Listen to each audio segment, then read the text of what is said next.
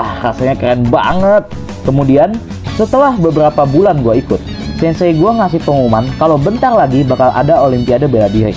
Dan dia daftarin kita semua buat ikut. Buset, gue masih pemula gini disuruh ikut olimpiade nggak tuh? Nah, tapi untungnya gue tuh diikutin ke olimpiade buat para pemula juga. Jadi ya gue nggak bakal minder-minder amat lah ya.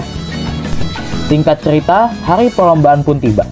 Gue bangun pagi-pagi banget, terus dianterin sama ortu gue ke tempat pertandingannya. Pas sampai di tempatnya, sensei gue langsung ngasih pengumuman di grup chat buat ketemu di titik tertentu.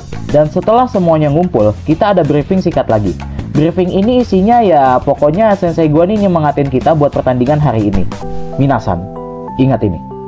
Banyak orang pengen jadi juara. Tapi tahu nggak? Juara sebenarnya adalah orang yang bertanding secara sportif. Emang nggak ada yang jamin hasil. Menang atau kalah itu biasa dalam pertandingan. Jadi jangan curang ya, patuhi prosedur yang ada. Gambete minasan, good luck!